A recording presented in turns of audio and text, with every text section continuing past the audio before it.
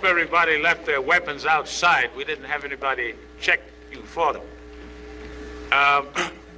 We want to give each discussant up to 15 minutes for a statement, after which they can question each other, and I hope to be able to get some questions from the floor.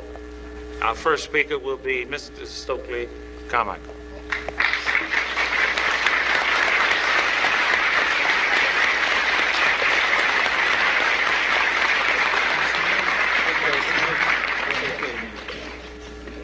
Well, you can move that over. It's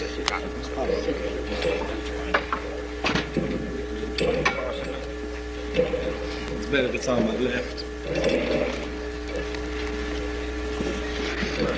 Just speak up when you go right through.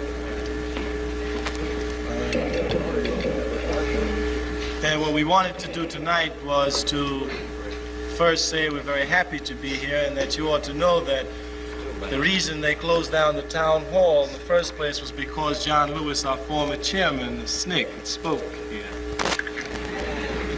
And so it's apropos that they should open with the next chairman of SNCC.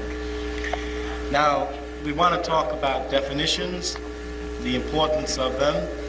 We want to talk about institutionalized racism, the importance of that, and then the role of the black youth in this country.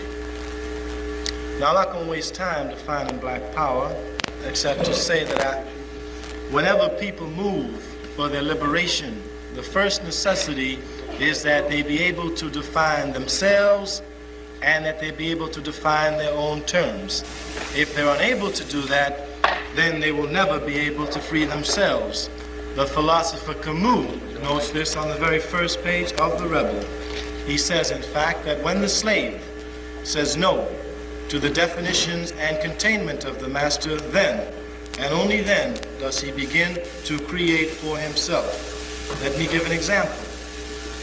What white people are trying to do in this country is to have us react to their definition of black power and to alienate us from the very slogan that can become a cohesive force inside our community, because black power speaks to us and to nobody else. And that's what you must understand very, very importantly. See, President Johnson can get up and say, we shall overcome, but I'll be damned if he can ever say, I want black power. Then means is that we will be able to control the momentum and the thrust of our movement, because it is ours. And that's what you have to recognize. Now, what white society does is put us on the defensive to make us apologize. You remember a couple of years ago when black leaders would talk about integration. In their minds would be good schools, good houses, good jobs, etc. And they would get up and say, well, we want to integrate. And some white men would say, you want to marry my daughter? And they start getting scared and say, that's not what we want. We don't want to be your brother-in-law. We want to be your brothers. We don't want to live next in your bedroom. We just want to live next door to you. They were reacting to this man's definition of their term, so that by the time they were finished reacting, they were out the window. They couldn't even come back and be aggressive. Now they ask us in SNCC, about you want to marry my daughter. See, we just say your daughter, your sister, your mama. The white woman is not the queen of the world. She's not the Virgin Mary. She can be made like any other woman. Let's move on. Let's move on.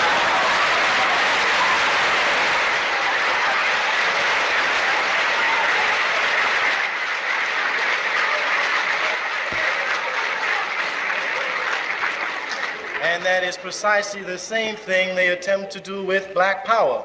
We say black power and they say you mean violence. And so they want to say, no, that's not what we mean.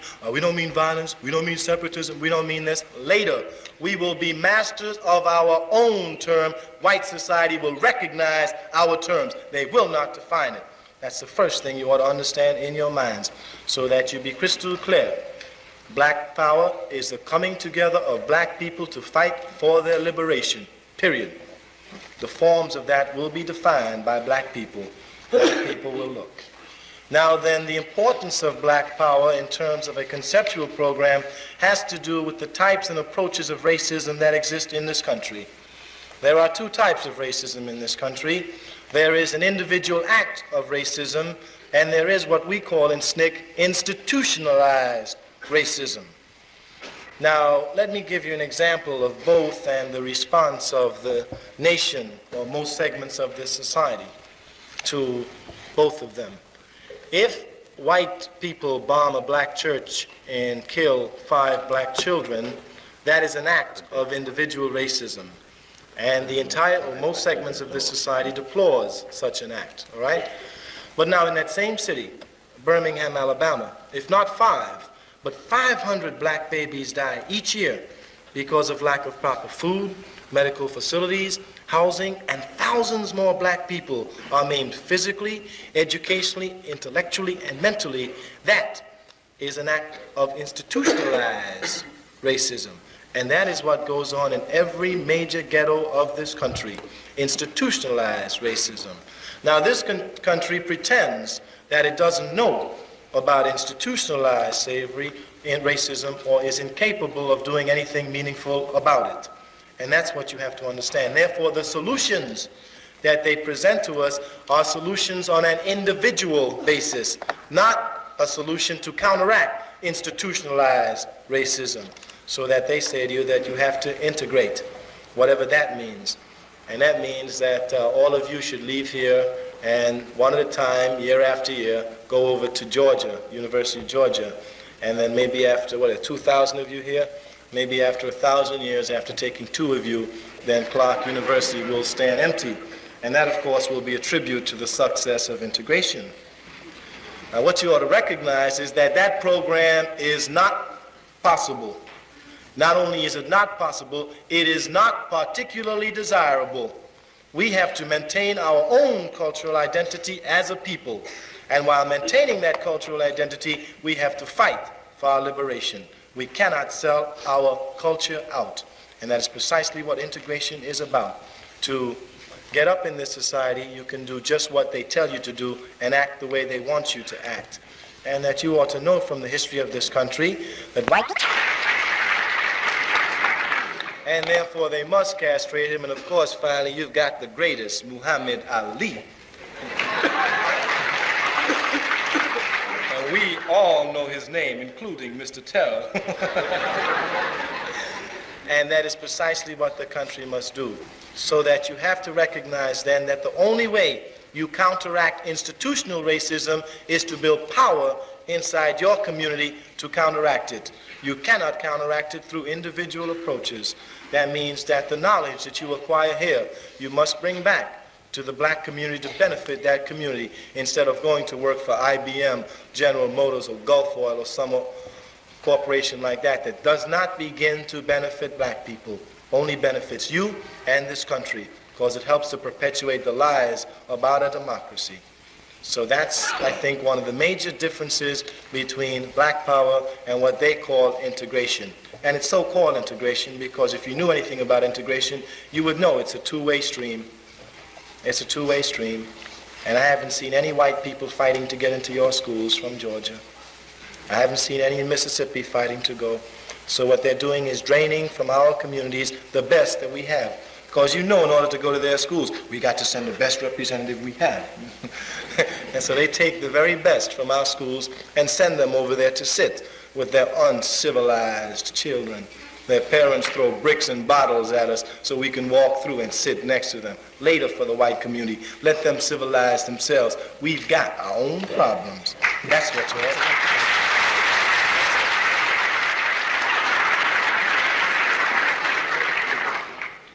In the city of Atlanta, we have advocated a political program in terms of independent politics. The population of this city is 40% black, adult. We can control this city. If black people had guts, we would come together and independently organize that force, that 40% force, and while white people were fighting between the Democrat and Republican Party, we would take over this city lock, stock, and barrel. That's black power. That's black power. You ought to recognize how the city lies. When, what's that big-headed fellow's name? Maddox.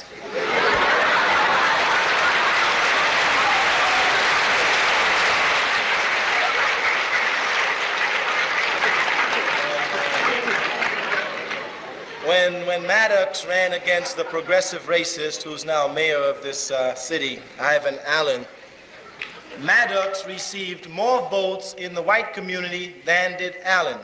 Do you know that? And the Negro leadership of this town told black people to vote for Allen. And it is our votes that put Allen into office.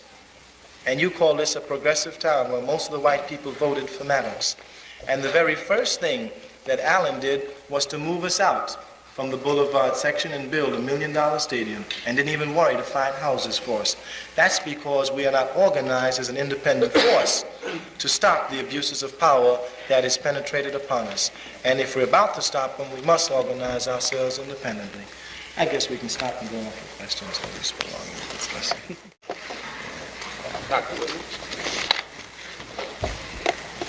I should like to begin my remarks with an affirmation of faith. I believe in God, who made of one blood all races that dwell on the earth. I believe that all men, black and brown and white, are brothers, varying through time and opportunity in form and gift and feature, but differing in no essential particular, and alike in soul and in the possibility of infinite development. Especially do I believe in the Negro race, in the beauty of its genius, the sweetness of its soul, and its strength in that meekness which shall inherit this turbulent earth. I believe in the pride of race and lineage itself, in pride of self so deep as to prohibit injustice to other selves, in and his angels, who wantonly believe the worst and work to prove it, hating the image which their Maker stamped on their brother's soul. I believe in the Prince of Peace.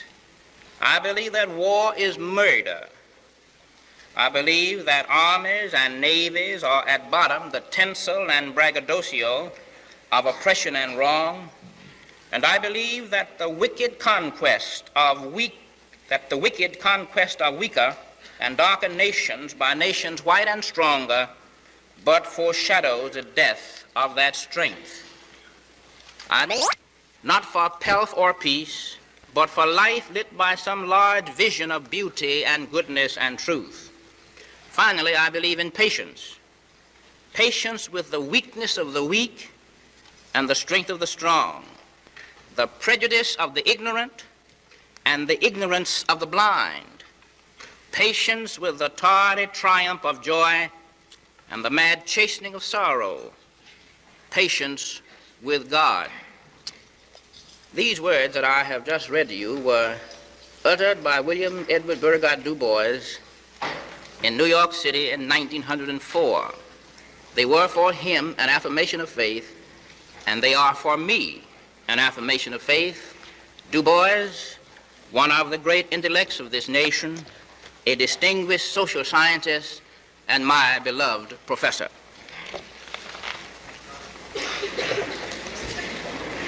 The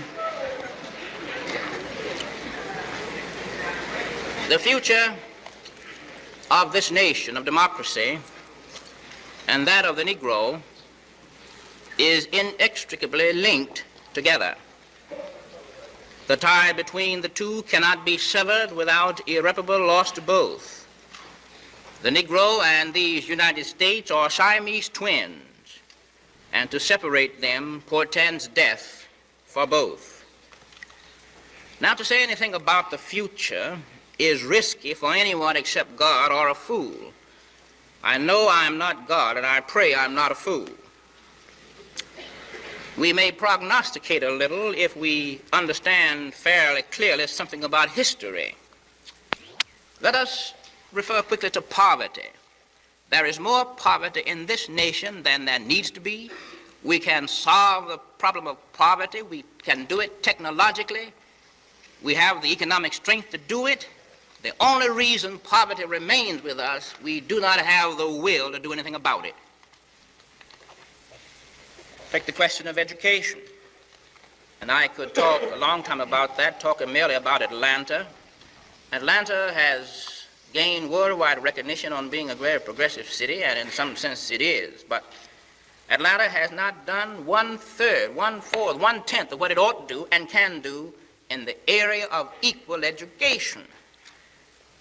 The distinguished members of the Board of Education of the City of Atlanta continue to mislead us that they are doing all they possibly can to see that Negroes in this city receive equal education. It's just not true. They won't even admit that there are vacant spaces to which Negro children may be assigned by the board. And the beloved superintendent of schools comes up with some educationist jargon that explains away the vacant space. I do not need to take the time, this will probably come out in our question period, about what's happening in housing. I think the mayor called a conference just a few days ago. He had two, really. This was a Negro member of our congregation who said that to me more than 10 years ago. And he said, you notice certain things have not been dishonest. It is simply immoral. If we really wanted to make our city what it ought to be, we would scatter the folks all over town. Let me come to a conclusion now. I would suggest that as Negroes fight their battle, and we've got to fight it, I don't think that there's enough religion in this country to have anybody do right because it's right. So we must fight our battle. But I would hope that as Negroes struggle, we shall not allow white people to pull us down to their level in cruelty and hatred and meanness. We must, I think, point the way to decency and civility, point the way to full humanity of mankind. And one other observation. All minorities in history have had to have allies. None have been able to go it alone. And I think one of the basic questions Negroes must consider is how shall we recruit allies? And I'm not talking about lukewarm folks, because I recall a passage from the Bible which says people who are lukewarm makes God sick on the stomach. Well, they do me worse than that. How shall we recruit allies? This becomes one of the basic strategies which we have. And I would like to suggest to my distinguished colleague here that Negroes in Atlanta do not control this city, and they cannot control it by organization. If you look at the last election, Negroes did not vote for Mr. Lester Maddox. Mr. Lester Maddox got elected without Negroes. The people who control this city are white people. We had an election for a judge. Mr. Hollowell ran in that election. And there were some Negroes and a whole lot of white folks who thought this was the worst thing in the world could have happened. Mr. Hollowell shouldn't have done that. And therefore they said that the judge who ought to have been put out of office had a chance to win in the runoff. Well, he got in the runoff with another gentleman. And then when the runoff was, which was between two white gentlemen, the judge who should not have been elected, and they won more deservedly.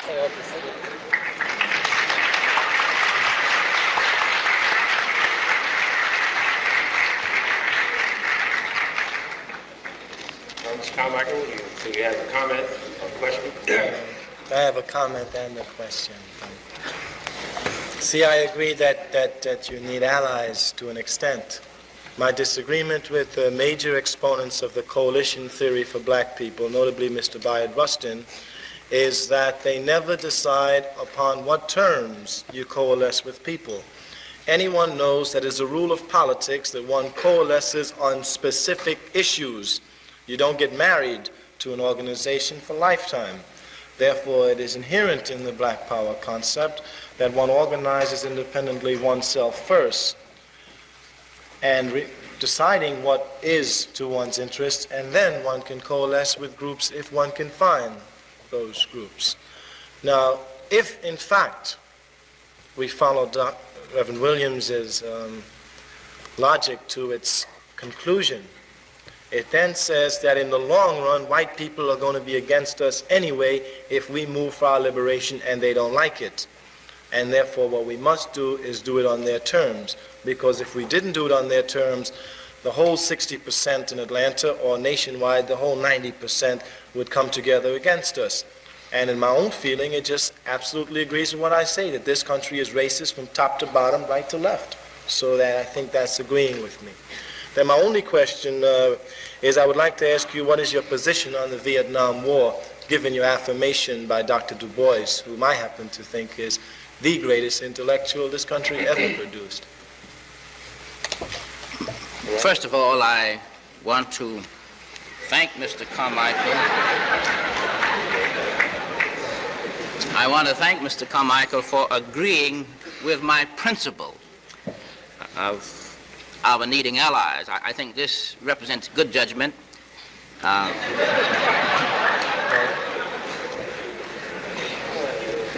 would be willing to sit with him or anybody else and talk about how we should work out the implications and inferences of the principle, but it's important to recognize that there is a principle.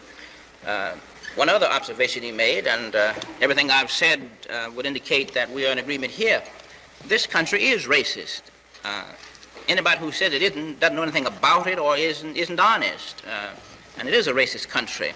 The question and the problem for us is, how on earth can we work out a modus operandi in the midst of this kind of situation? And I think that because we are in the minority, there has to be some sort of coalition somewhere, and the terms on which that it can be worked out is one that we face from day to day and from problem to problem. We're in agreement there. Dr. Du Bois about what war is, it was an affirmation, my affirmation of faith, and I certainly think that the war in Vietnam represents a kind of stupidity, and it seems to me men of any sort of sanity would hurry up and get themselves together and get out of that war.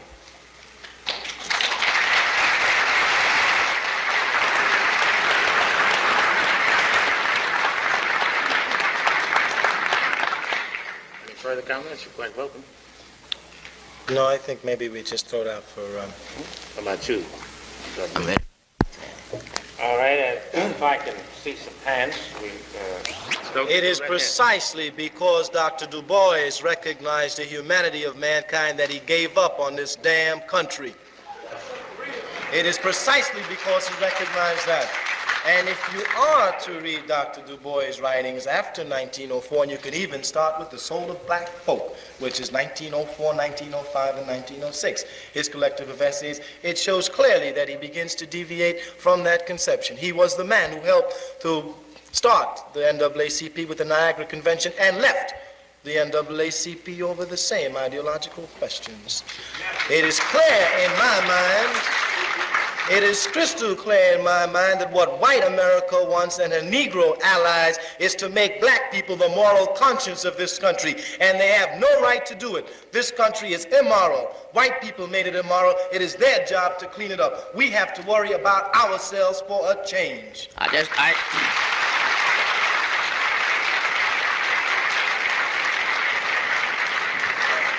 Mr. Carmichael doesn't strengthen his case or anybody else's by saying that he wants to become immoral like other people too, because they are immoral.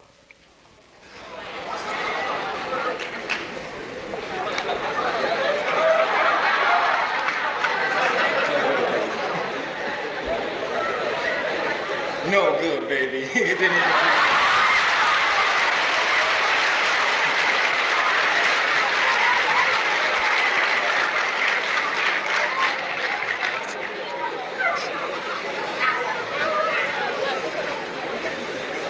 I've said very clearly, it is not our job to make America moral, white America. We are to be concerned with us. That is not to say that one imitates onto the level of immorality. It is precisely in the concept of black power that you state black people stop imitating white society, but rather begin to create for themselves, because white society has nothing to offer us. Its entire society is based on what is anti-black, clearly. And that is the trick bag that black people have always followed by trying to imitate white America. That is not to say you stoop to her morality, you forget about her.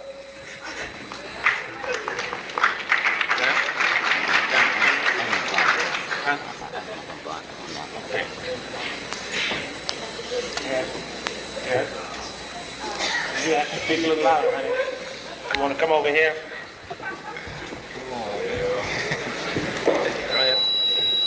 I'd really like to ask two questions.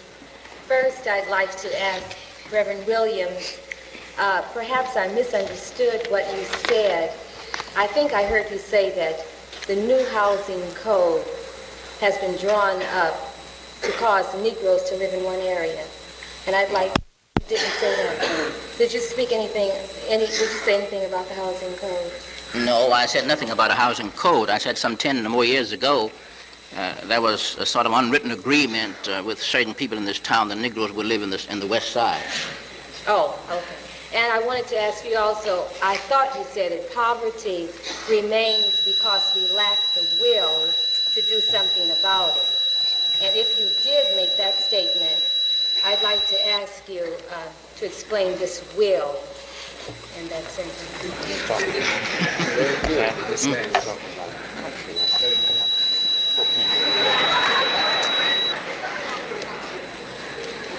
I believe what I said was that this nation is rich enough, it has sufficient technological understanding and know-how to eliminate and to alleviate poverty. The only reason poverty remains with us is that the nation lacks the will, power to go ahead and do something about it. And all I mean by will, it wants to do it.